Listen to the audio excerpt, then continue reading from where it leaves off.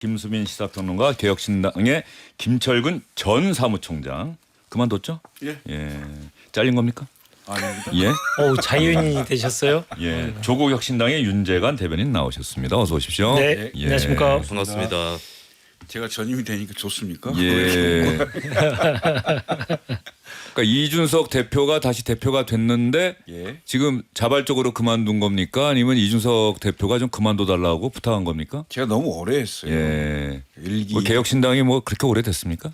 그래도 1년 8개월. 1년 8개월이요? 예. 예. 제가 창조인 때부터 했으니까. 예. 제가 이제 젊은 분들이 좀 할 수 있도록 예. 비워주는 게 맞죠. 예.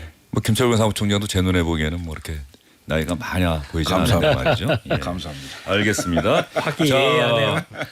오늘 김건희 씨 이야기를 임찬종 SBS 법조 전문기자와 함께 이야기를 해봤는데 김수민 평론가 사실 이런 생각이 들어요. 그러니까 윤석열 정권에서 또 이 사안이 처음으로 도이치모터스 주가 조작 같은 경우는 2020년에 이제 세상에 알려지면서 네.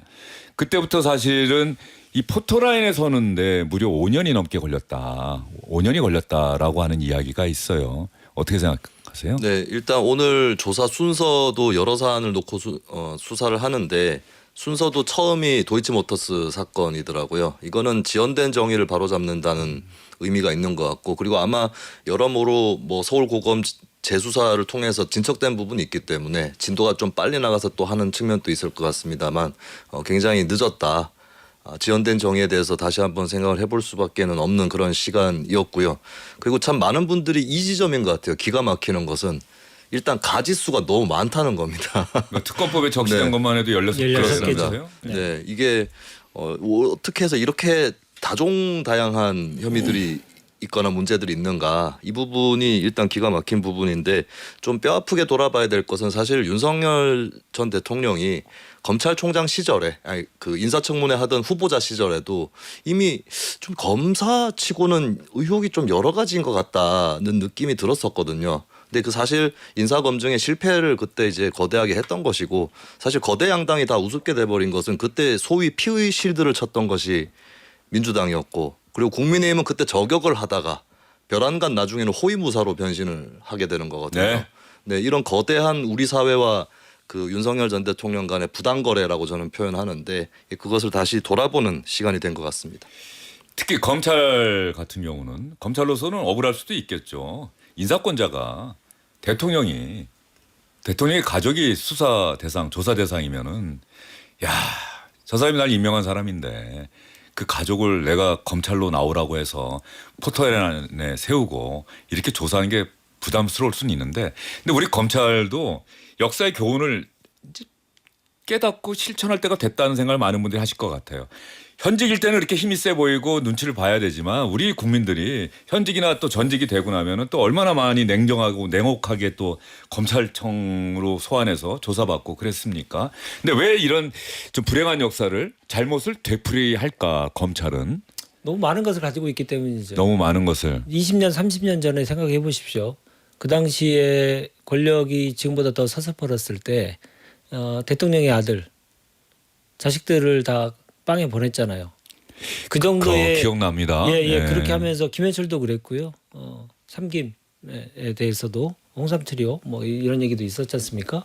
그렇게 하면서 이제 검찰이 국민들로부터 좀 박수를 받으면서 검찰 권력을 더 키웠죠. 이른바 검난이라고 해서 저 지금도 기억나네요. 김현철 씨에 대해서 처음에 조사사 내용이 대단히 애매하게 나오면서 뭐 무혐의 비슷하게 처리를 하려고 하고 영상이 막 공개가 됐는데, 그랬더니 검찰 내부에서 들끓고 결국은 심재륜 검사장이 네. 다시 대검에 와서 대전에 있다가 대검에 와서 이 수사를 하게 되고 구속하는 뭐 그런 네. 일이 있었죠. 근데 검찰의 역사를 쭉 보면 네. 그런 과정을 통해서 이제 조직을 키우고 힘을 키워왔죠.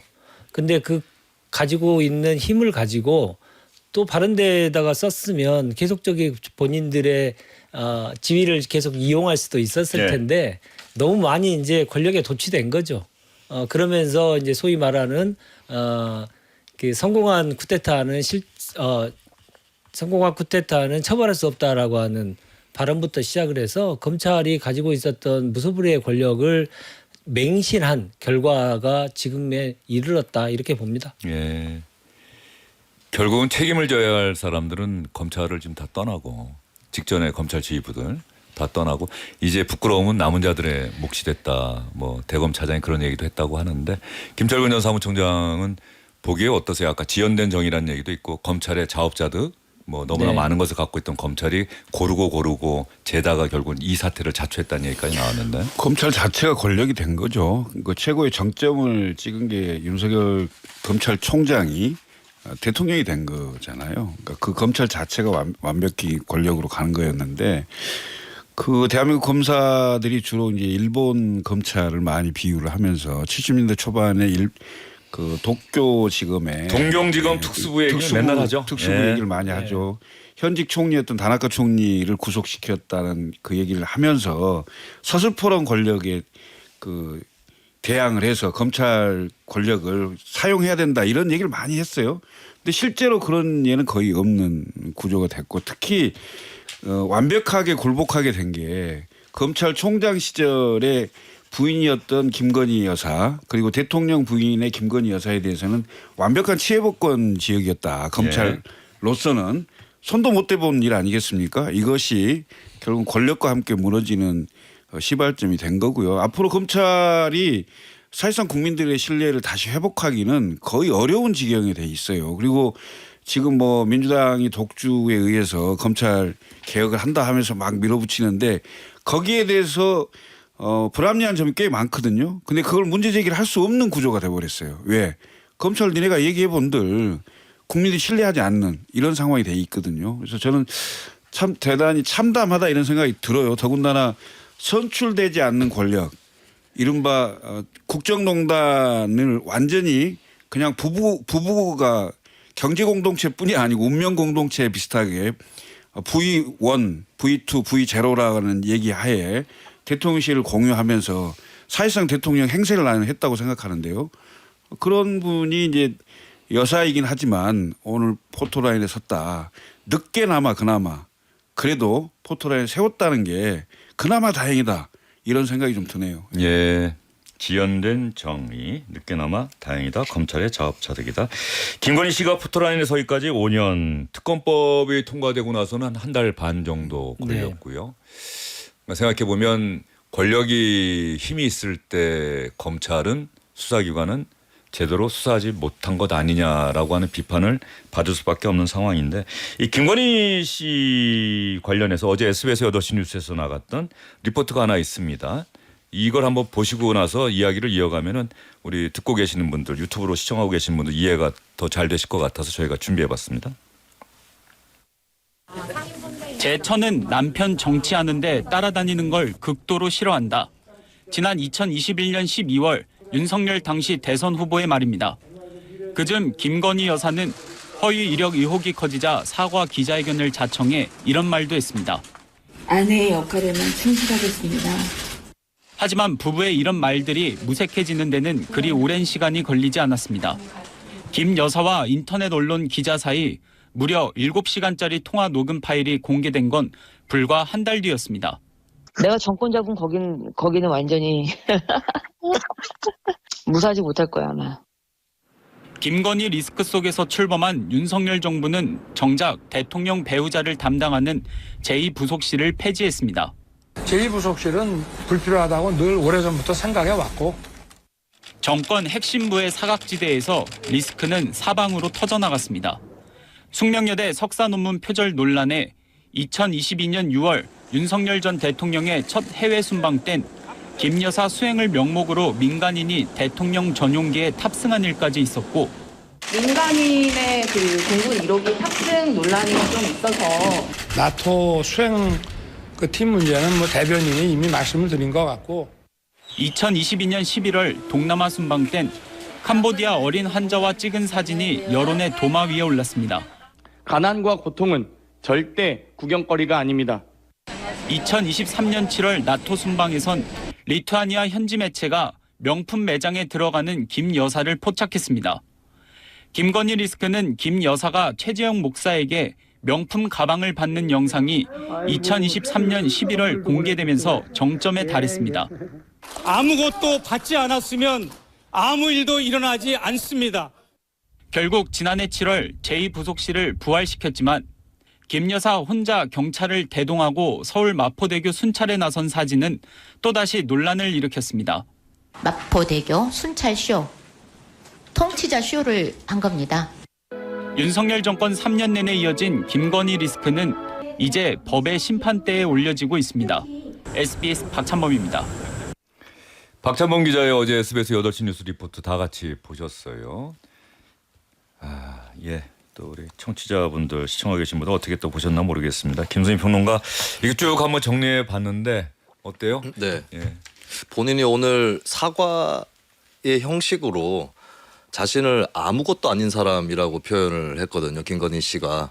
아무것도 아닌 사람이 굉장히 화려한 행보였다라고 생각이 들고, 이게 얼핏 보면 아무것도 아닌 사람이란 말이 겸양의 표현처럼 들리지만 자신은 그렇게 나쁜 짓을 할 권력이 없다라고 하는 그런 항변을 한 것인데, 근데 뭐 이미 많이들 수상하다고 생각했던 것은 그렇게 당당한 사람이라면 이런 행보를 취할 수 있는가라고 하는 부분, 윤 대통령이 특검을 계속해서 거부했던 것이라든지 이런 것에서 이미 그때 이 영부인을 통해서 권력 누수가 더 심각하게 일어날 수밖에 없었던 것 같아요. 그리고 대선 때 했던 발언을 짚어보게 되는데, 워낙 논란이 되고 허위 이력 문제로 사과까지 하면서 아내로서의 역할에만 충실하겠다 라고 얘기를 했는데 영부인으로서 결국에 공개 행보도 나서고 했었거든요. 근데 곰곰이 생각해 보면 국민들에게 한 약속인데 국민들은 그 약속이 지켜졌다고 생각하는 분들이 없는 거죠. 네, 아마 윤석열 전 대통령에게 투표를 하셨던 시민들도 좀 영부인은 그렇게 좀 활동을 자제했으면 좋겠다 이런 걸 좀 조건으로 걸고 아마 투표하신 분도 꽤 있었을 겁니다. 근데 이거를 아무 설명 없이 깨고 나왔던 것이 윤석열 정부와 그 영부인의 행태였던 거고, 그 지금 생각해 보면 아내로서의 역할에 충실하겠다는 말이 혹시 내 대통령 노릇까지는 안 할게라는 뜻이었던 것인지. 네, 아까도 사실 그 서울의 소리 기자와의 녹취록에서 나왔지만 내가 정권을 잡으면 이런 표현까지 나오잖아요. 저런 표현은 사실은 하기가 쉽지 않죠. 최소한으로 네. 양보하더라도 우리가죠. 네. 그죠? 그리고 네. 오늘 결국에 제가 닿은 생각은 뭐였냐면, 김건희 씨 모습을 보면서 그래도 김건희 씨는 저렇게 나와가지고 카메라 이 세례를 받으면서 조사실에 들어갔는데 윤석열 전 대통령은 지금 무엇을 하고 있는가 이런 생각이 들었습니다. 예. 이 나라의 대통령은 누구였는가. 예. 저는 개인적으로 사실은 김건희 대통령 이런 표현을 좋아하지는 않았어요. 결국 모든 책임은 윤석열 전 대통령이고 핵심도 윤 전 대통령이라고 생각했는데, 조사실에 가는 태도만 봤을 때는 뭐 선악을 떠나서 전직 대통령이 오히려 김건희 씨가 더 가깝지 않나 이런 생각이 저도 들 수밖에 없었습니다. 예, 그 이야기를 웃으면서 하고 웃으면서 듣지만은 습슬할 수밖에 네, 없는 건데요. 착잡합니다. 예, 윤정한 대변인도 그 어느 때보다 착잡한 표정인데. 네, 오늘 뭐 아까 말씀하셨던 거론했던 발언, 아무것도 아닌 사람이라고 본인을 피해자 코스프레하는 모습도 정말 보기가 정말 착착했는데, 조사받으면서 저는 아무것도 아닙니다. 저는 공적인 지위도 없고 공무원도 아니고 제 남편이 대통령이었고 남편이 하는 일에 제가 어떻게 관여하겠습니까? 남편이 다 했죠. 윤석열 전 대통령이 했죠. 이게 혹시 복선이 아닌가 싶은 생각이 들더라고요. 예, 뭐 여러 가지 생각을 하고 그 의도된 발언을 예. 계속 했겠죠. 근데 그걸 믿을 국민이 아무도 없고 그것에 있어서 현혹될 사람이 지금 아무도 없는데도 불구하고 특검은 그걸 입증해야 하는 또 책무가 있는 예, 거죠. 예. 그럼에도 불구하고 그런 얘기를 했다라고 하는 것은 아직도 세상이 자기 발 밑에 있다라고 하는 생각을 여전히 하고 있다 생각이고, 현실 인식을 전혀 못하고 있다는 생각이고, 저는 오늘 제일 좀 처음에 깜짝 놀랐던 건 지각을 했어요. 예.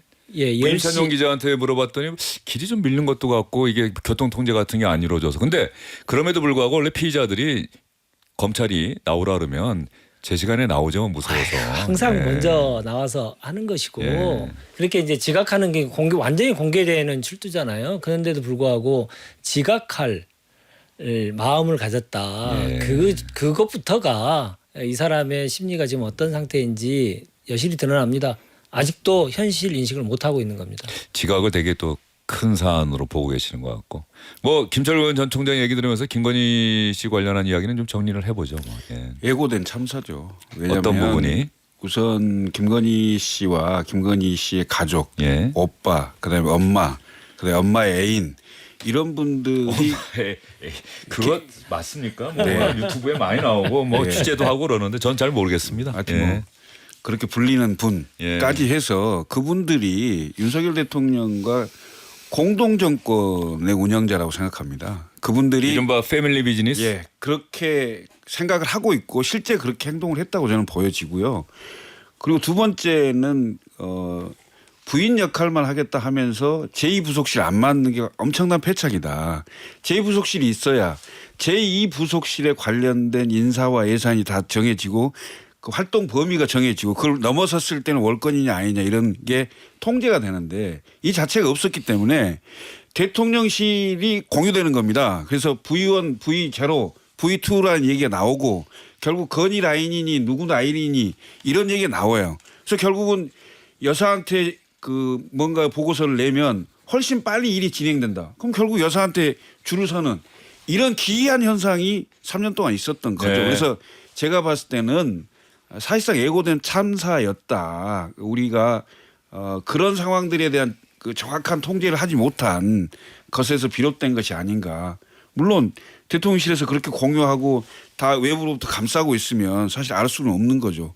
그 내부에서만 결국 윤석열 대통령이 못 해본 거죠. 뭐 부인을 못 해보고 결국은 개헌까지 가는 거 아니에요. 이준석 대표나 김철근 전 사무총장은 입당하기 전부터 뭐 윤석열 전 대통령 부부를 뭐 만나기도 했을 것도 같고 그런데 네, 입당하면 우리를 예. 보호해줄 수 있습니까? 뭐 이런 얘기도 했다고 예, 해요. 예. 그 이준석 대표가 한 예, 얘기죠. 예. 예. 우리를 보호해줄 수 있냐. 그 얘기를 윤석열 전 대통령이 한 게 아니라 김건희 씨가 여사가 했다. 있죠. 우리를 보호해줄 수 있느냐. 예. 이준석 대표가 못한다고 한 겁니까? 아니면 말을 아예 보호해주겠다. 안 했죠. 그럼 뭐 예. 입당한다는 거 얘기도 없는데. 예. 결혼도 그렇게 했을 거라고 생각해요. 예, 결혼도. 뭐 결혼에 관련된 많은 이런저런 얘기들을 예, 예. 들었지만 방송에서 하기가 좀 그렇습니다. 예. 나를 보여줄 수 있고 나의 패밀리를 보여줄 수 있는 사람. 예. 알겠습니다. 뭐 확인되지 않은 얘기니까. 예. 알겠습니다. 뭐 김선희 평론가 더 덧붙일 말씀이 있습니까? 근데 이제 보호 얘기가 나와서 드리는 말씀인데 뭐 없습니다. 할 줄 알았는데. 근데 저는 조금 다른 차원인데 뭐 김건희 씨를 떠나서 윤석열 전 대통령의 정치 행보 자체가 사실 여러 가지로 좀 이념이나 신념이 있는 인물은 아닌 것으로 보이거든요. 정책 그게 체계도 그렇고. 참 안타까운 게 네. 결과론적으로 돌아보니 네. 이런 그리고 사실은 네. 제가 들은 몇 가지 뭐 기자라든지 겪어본 사람들한테 들은 얘기로 어떤 시기 어떤 장소에서 만났을 때는 굉장히 진보적인 얘기를 하더라. 뭐 이런 것도 있어요. 근데 결국에 윤 전 대통령이 일관되게 본인이 보호받을 수 있는 곳으로 향했다. 그러니까 국민의힘이 입당한 것도 사실은 신념이 있어서 입당한 것이 아니라 거대 정당 중에 한 군데는 들어가서 그러니까 본인도 예전에 고백을 했었죠. 아 제가 부득이하게 국민의힘에 입당했습니다. 호남 지역에 가서는 부득이하게 입당했다. 예, 이게 사실은 본심을 실토한 것이 아닌가. 그리고 어떤 사람하고 통화하면서는 뭐 그렇죠. 확 수틀리면은 뭐 팔레스타인을 접수하듯이 뭐 해야 된다. 이당 뭐 깨버리고 뭐 네. 이런 얘기도 있었고. 그래서 이 부분은 저는 윤 전 대통령과 그 주변 사람들의 일탈이라든지 범죄 수준이 아니라 한국 정치의 구조를 좀 아프게 짚어야 되는 이렇게 이용당할 수도 있다라고 하는 이런 정당 구조에 대해서도 좀 짚어야 될 것 같아요. 우리 국민들도 정치권도 특히 국민의힘에 몸담고 있는 분들도 정말 냉정하게 돌아봐야 하는 오늘인 것 같습니다. 윤석열 전 대통령의 어떤 구속 소환 이때보다 오늘을 바라보는 또 국민들의 마음이 뭐 못지않게 혹은 더 착잡하지 않을까 하는 생각이 네. 듭니다. 예. 자, 지금부터는 오늘의 정치권 현안. 오늘 상당히 바쁘게 이 사안에 관련한 이야기들이 많이 나왔습니다. 이춘석 이제는 전 민주당 의원 이렇게 이야기를 해야겠네요. 법사위원장이었던 이춘석 의원이 국회 본회의장에서 차명으로 주식을 거래했다. 인터넷 언론 더 팩트의 이 사진 보도로 인해서 이 사실이 알려졌고 본인이 어젯밤 늦게 탈당하겠다. 당당하게 조사에 임하겠다고 이야기했습니다만 오늘 아침 민주당은 상당히 바쁘게 움직였고요. 제명하기로 했고 대통령실까지 휴가 중에 이재명 대통령의 인식 지시사항까지 전달을 했습니다. 그러면 차례로 한번 세 사람의 이야기를 여러분께 들려드리고 나서 또 여기 있는 세 분의 이야기를 들어보도록 하겠습니다. 김선희 평론가 또 50분에 가야 됩니까? 아, 네, 그렇습니다. 예. 51분에 가면 안 됩니까? 네. 자, 국민의힘의 송원석 비대위원장, 야당이 이춘석 의원 관련해서 어떤 이야기했는지 한번 들어보겠습니다. 이 문제는 이춘석 의원의 탈당 같은 꼬리 자르기로 덮을 수 있는 일이 아닙니다. 더욱이 이춘석 의원 혼자만 이 같은 정보를 취득했을 가능성은 낮다고 보는 것이 국민들의 생각입니다. 사안의 엄중함을 인식하고 본 사건의 진상을 철저히 조사하기 바랍니다. 더불어민주당도 이춘석 의원 개인의 탈당으로 책임을 회피하려 해서는 안 됩니다. 진정한 반성과 책임은 법사위원장직을 원내 2당에 돌려놓는 데서부터 시작해야 할 것입니다. 네, 국민의힘 송원석 비대위원장 목소리가 커졌습니다. 탈당 같은 꼬리 자르기로는 안 된다 그랬는데 정청래 민주당 대표는 이 탈당, 보통 탈당한 의원들 징계 안 하는 경우가 많은데 정청래 민주당 대표는 제명을 이야기했습니다. 비상징계 규정에 따라 최고위원회의 의결로 제명 등 중징계를 하려 했으나 어젯밤 이춘석 의원의 탈당으로 징계를 할 수 없는 상황이 되었습니다. 이에 이춘석 의원을 제명 조치하도록 하겠습니다. 저도 어제 당대표에 취임하자마자 이런 일이 발생해서 국민 여러분들께 정말 송구스럽고 몸둘 바를 모르겠습니다. 대한민국 주식시장에서 장난치다가는 패가 망신한다는 걸 확실하게 보여주겠다고 선언한 이재명 대통령과 이재명 정부의 기조대로 엄정하게 앞으로 이와 유사한 일이 발생하면 엄단하겠다는 말씀을 드립니다. 정청래 민주당 대표 상당히 긴장하고 있는 것 같습니다. 그런데 오늘 한 11시쯤 김건희 씨가 특검에 출석하고 나서 얼마 안 돼서 강유정 대통령실 대변인이 또 브리핑을 했는데 휴가 중인 이재명 대통령의 지시사항을 전달을 했습니다. 이 가운데 이춘석 의원 관련한 내용이 있습니다. 한편 이재명 대통령은 차명거래 내부 정보 이용 등 이춘석 의원의 주식 거래 의혹과 관련하여 사안을 엄중하게 인식하고 있다. 진상을 신속하게 파악하고 공평무사하게 엄정 수사하라 라며 지시하셨습니다. 더불어 이춘석 의원을 국정위에서 즉시 해촉할 것을 지시하였습니다. 김수희 평론가, 이 사안이 간단치 않은 모양이에요. 대통령이 휴가 중인데도 불구하고 긴급 지시까지 할 정도의 사안입니다. 네, 안 그래도 뭐 코스피 5천 시대를 이재명 정부가 내걸었고 최근에도 이 주식 관련 정책 때문에 여러 가지 갑론을박이 있는데 이거는 뭐 정책적인 문제가 아니라 도덕적, 윤리적, 나아가서는 사법적 문제가 대두됐기 때문에 아마 굉장히 큰 사건이 될 수밖에 없을 것 같고, 사실 이제 아까 전에 송원석 국민의힘 원내대표 말을 듣다가 좀 웃음이 나올 수밖에 없었던 거는, 그러니까 법사위원장직이라는 거는 민주당에 배분된 거지 이춘석 의원 개인한테 배분된 게 아니거든요. 그래서 이 판국에 법사위원장직 내놔라 할 계제는 아니고 오히려 국민의힘이 해야 될 일은 빨리 윤리특위를 구성하자. 그리고 아마 많은 국민들이 국민의힘 소속 의원이 윤리특위 위원장 맡으면은 그거는 반대하지는 않으실 것 같아요. 이건 제가 봤을 때는 의원직 제명, 그러니까 당원이 아니라 정청래 대표의 방침대로 당원에서 제명하는 것이 아니라 의원직에서 제명돼야 될 사안일 수밖에 없다. 예. 차명 계좌에다가 직무 관련한 거래일 경우는 이것은 물론 사법적으로도 조치가 있겠지만 그 전에 국회 여야 정당이 해야 될 일은 윤리적인 정리라고 생각합니다. 윤정현 대변인, 조국 혁신당의 이 사안에 대한 공식적인 태도, 기본적인 입장은 뭡니까? 매우 엄중하게 보고 있죠. 왜냐하면 국민의 영린을 건드리는 일이거든요. 다른 데도 아니고 국회의원이 가장 열심히 일을 해야 될 공간, 국회 본회의장에서 주식 거래를 했다는 그 자체만으로도 할 말이 없는 거지 않습니까? 그리고 네. 그 뒤에 나왔던 내용들은 더 참담하지 않습니까? 김수희 평론가는 좀 일어나서 가셔도 됩니다. 예. 죄송합니다. 정말 친절한 방송입니다. 네. 자, 다음 주에 또 뵙겠습니다. 예, 윤정현 대변인 계속 말을 이어주시죠. 직무 관련성이 있다라고 하는 것은 주가 조작의 대표적인 미공개 정보의 이용 행위를 했다는 거기 때문에 자본주의에 꼬신 주식시장을 망치는 주범이거든요. 이건 뭐 수사를 통해서 엄정하게 진실을 밝혀내릴 수밖에 없고 성역 없이 수사를 할 수밖에 없는 것이다. 성역 없이 수사를 해야 된다. 이런 입장이고요.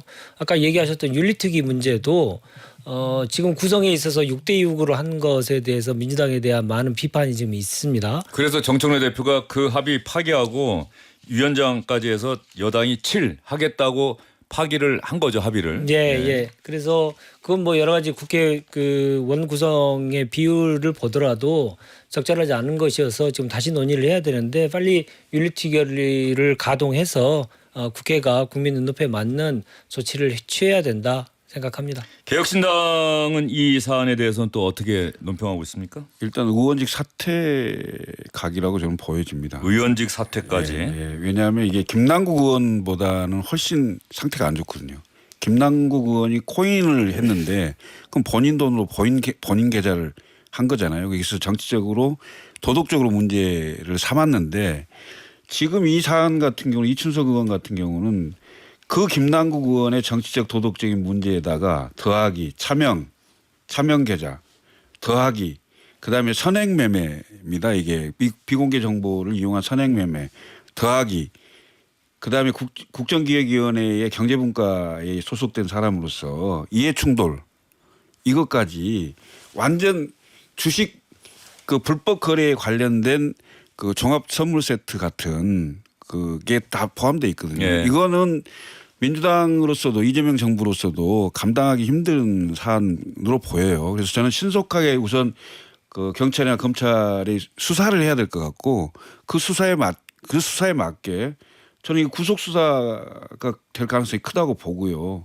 그리고 이건 의원직을 유지하기가 어려워 보입니다. 현실적으로. 예. 왜냐하면 김남국의 애가 있거든요. 김남국 의원에 대해서 본회의에 의원 제명안이 올라오니까 김남국 의원이 스스로 그만뒀잖아요. 뭐 그런 것들처럼 그런 절차 없이 이춘석 의원이 뭐 그렇게까지 신속하게 결정할지는 모르겠으나 그렇게 하기 전까지는 이 의혹과 후폭풍은 훨씬 크게 나올 것이다 이렇게 보여집니다. 국회 본회의장에서 말이죠. 뭐 현실적으로 국회 본회의장이 대단히 중요한 장소라고 하는 건 알지만 본회의가 진행되고 길게 뭐 필리버스터 되면 그 자리에 있던 의원들이 좀 지루할 수도 있고 인간이기 때문에 그런데 제가 이해가 안 되는 거는 송원석 국민의힘 비대위원장이 불과 얼마 되지도 않은 시점에 강훈식 그렇습니다. 대통령실 비서실장에게 뭐 홍문종 전 의원 등 네. 사면 대상 해달라 부탁하는 문자도 공개가 되고 기사가 다 나왔는데 왜 이런 행동을 했을까? 본회의장에서 사진 찍혀서 논란이 됐던 게 한두 번이 아니잖아요. 뭐 권성동 의원의 체리 따봉 뭐 그것도 있고 뭐 코로나 사태 때 뭐 병원 수술 부탁하는 문자 보내다가 들킨 경우도 있었고 심지어는 뭐 여보 사랑해라고 보냈는데 알고 봤더니 배우자가 아닌 다른 사람에게 보냈다라고 하는 내용도 있었는데 왜 이런 일이 자꾸 벌어지는 거죠? 의원들의 최소한의 조심성 예. 마저도 상실하는 시기들이 있다. 그게 늘 있다라는 것이기 때문에 국민들께서 많이 충격을 받으실 거라고 생각합니다. 그러니까 그런 일이 있었을 때는 상식적으로 보면 말씀하셨듯이 서로 더 경계하고 더 조심하고 해야 되는데 그런 마음조차도 들지 않았다라고 하는 것이 그게 가장 참담한 것이죠. 예. 근데 그건 들킨 게 잘못한 게 아니고 그 자체를 그렇게 하면 안 되는 일이에요. 그러니까요. 예. 알겠습니다. 그 자체를 그렇게 하면 안 된다. 네. 예, 알겠습니다. 보호 필름 뭐 부착 이런 게 중요한 게 아니다. 그렇죠. 알겠습니다. 두 분 오늘 긴 시간 수고 많으셨습니다. 고맙습니다. 주영길의 뉴스 일격은 여기까지입니다. 고맙습니다. 감사합니다.